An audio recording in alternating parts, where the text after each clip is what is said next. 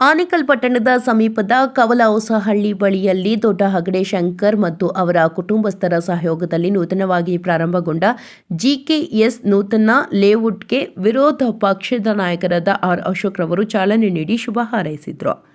ಇನ್ನು ಈ ವೇಳೆ ಜಿಕೆಎಸ್ ನೂತನ ಲೇಔಟ್ನ ಮಾಲೀಕರಾದ ದೊಡ್ಡಹಗಡೆ ಶಂಕರ್ ಅವರು ಮಾತನಾಡಿ, ಸಾರ್ವಜನಿಕರಿಗೆ ಕಡಿಮೆ ಬೆಲೆಯಲ್ಲಿ ಸೈಟ್ ಅನ್ನು ನೀಡಬೇಕು ಎಂಬುವ ಉದ್ದೇಶದಿಂದ ಕವಲಹೊಸಹಳ್ಳಿ ಮತ್ತು ಸಿಡಿಹೊಸಕೋಟೆ ಗ್ರಾಮಕ್ಕೆ ಹೊಂದಿಕೊಂಡಿರುವ ಜಾಗದಲ್ಲಿ ಹೈಟೆಕ್ ಜಿಕೆಎಸ್ ನೂತನ ಬಡಾವಣೆಯನ್ನು ಪ್ರಾರಂಭಿಸಿದ್ದು, ಸಾರ್ವಜನಿಕರು ಒಮ್ಮೆ ಭೇಟಿ ನೀಡಿ ನಮ್ಮನ್ನು ಪ್ರೋತ್ಸಾಹಿಸಿ ಎಂದು ಮನವಿ ಮಾಡಿದರು.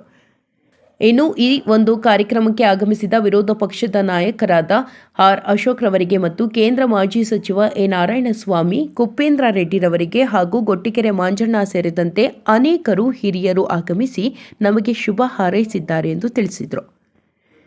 ಇನ್ನು ಕಾರ್ಯಕ್ರಮದಲ್ಲಿ ದೊಡ್ಡ ಹಗಡೆ ದೇವರಾಜ್, ಶ್ರೀನಿವಾಸ್, ಚಂದ್ರಶೇಖರ್, ಮುಖಂಡರಾದ ಎಸ್ಆರ್ಟಿ ಅಶೋಕ್ ರೆಡ್ಡಿ, ಜಯಪ್ರಕಾಶ್, ಹಿಲಲಿಗೆ ಕೃಷ್ಣಾರೆಡ್ಡಿ, ಮಡಿವಾಳ ಮಣಿಕಂಠ, ಕವಲಹೊಸಹಳ್ಳಿ ವೆಂಕಟೇಶ್ ರೆಡ್ಡಿ, ನಂಜಾರೆಡ್ಡಿ, ಯಂಗಾರೆಡ್ಡಿ ಮೊದಲಾದವರು ಭಾಗವಹಿಸಿದರು.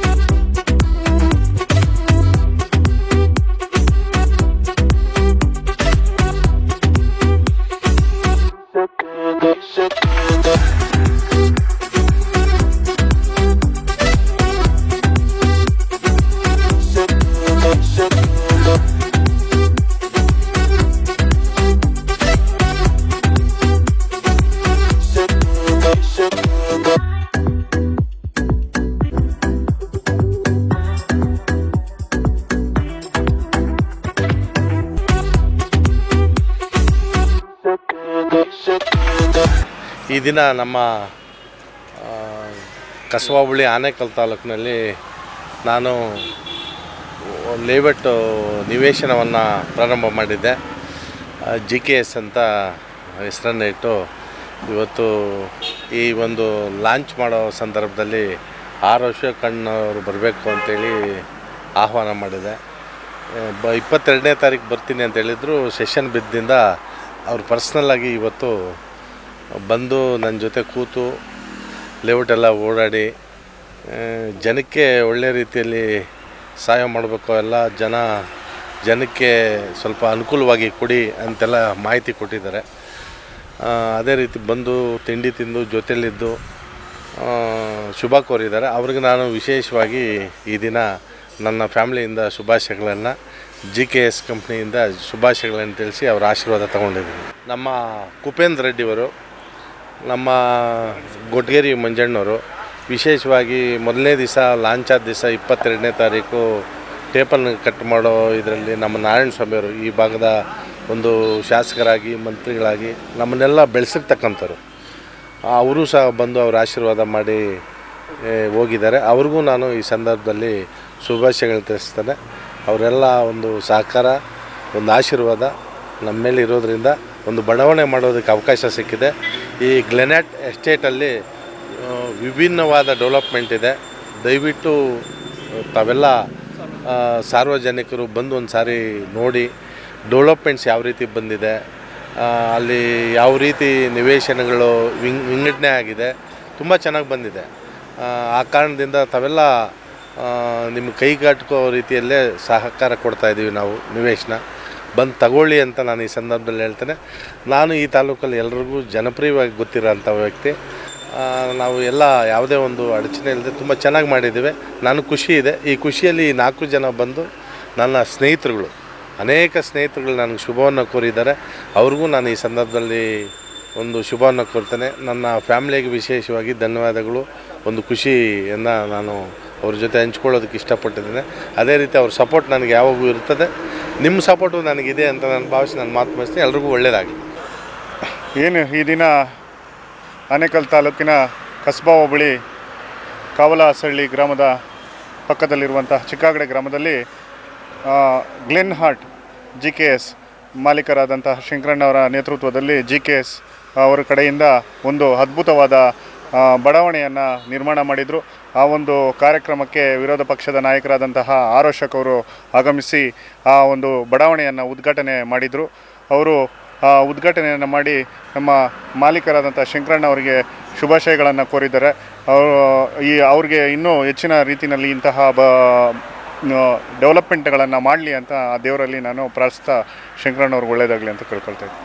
ಏನು ಇವತ್ತಿನ ದಿನ ನಮ್ಮ ನಾಯಕರಾದಂಥ ಶಂಕರಣ್ಣವರು ನಮ್ಮ ಗ್ರಾಮ ಪಕ್ಕದಲ್ಲಿ ಏನು ಬಡಾವಣೆ ನಿರ್ಮಾಣ ಮಾಡಿದ್ದಾರೆ, ಗ್ಲೆನ್ಹಾರ್ಟ್ ಎಸ್ಟೇಟ್ ಅನ್ನೋ ಒಂದು GKS ಬಿಲ್ಡರ್ಸ್ ಕಡೆಯಿಂದ ಆ ಒಂದು ಬಡಾವಣೆ ಉದ್ಘಾಟನೆ ದಿನ ಅಶೋಕಣ್ಣವರು ವಿಧಾನಸಭೆ ಅಧಿವೇಶನ ಪ್ರಾರಂಭ ಆಗಿರೋದ್ರಿಂದ ಅವತ್ತು ಬರೋಕ್ಕಾಗಲಿಲ್ಲ. ನಮ್ಮ ನಾರಾಯಣ ಸ್ವಾಮಿಯವರು ಬಂದು ಅವತ್ತು ಉದ್ಘಾಟನೆ ಮಾಡಿದರು. ಆದ್ದರಿಂದ ಇವತ್ತು ನಮ್ಮ ವಿರೋಧ ಪಕ್ಷದ ನಾಯಕರು ಅಶೋಕಣ್ಣವರು ಇವತ್ತು ಬಂದು ಆ ಬಡಾವಣೆಯನ್ನೆಲ್ಲ ವೀಕ್ಷಣೆ ಮಾಡಿ ಶಂಕರಣ್ಣವ್ರಿಗೆ ಶುಭಾಶಯ ಕೋರಿ ಆಶೀರ್ವಾದ ಮಾಡಿದ್ದಾರೆ. ಅದೇ ರೀತಿ ಹೋಗೋ ಸಂದರ್ಭದಲ್ಲಿ ನಮ್ಮ ಮನೆಗೂ ಬಂದು ಸಹ ನಮ್ಮ ಆತಿಥ್ಯವನ್ನು ಒಂದು ಕಾಫಿಯನ್ನು ಕುಡಿದು ನಮಗೂ ಸಹ ಖುಷಿ ಪಡಿಸಿದ್ದಾರೆ. ಅದಕ್ಕೆ ನಾನು ಶಂಕರಣ್ಣವ್ರಿಗೆ ಮತ್ತು ಅಶೋಕಣ್ಣವ್ರಿಗೆ ತುಂಬ ಹೃದಯದ ಧನ್ಯವಾದಗಳನ್ನು, ಕೃತಜ್ಞತೆಗಳನ್ನು ಸಲ್ಲಿಸ್ತಾ ಇದ್ದೇನೆ. ಆ ಭಗವಂತ ಅವ್ರಿಗೆ ಇನ್ನೂ ಹೆಚ್ಚು ಆಯುರಾರೋಗ್ಯ ಐಶ್ವರ್ಯ ಕೊಡಲಿ, ಇನ್ನೂ ಹೆಚ್ಚಿನ ರೀತಿಯಲ್ಲಿ ಈ ಥರ ಅಭಿವೃದ್ಧಿ ಕೆಲಸ ಮಾಡಲಿ ಅಂತೇಳಿ ದೇವರಲ್ಲಿ ಪ್ರಾರ್ಥನೆಯನ್ನು ಮಾಡ್ತಾರೆ.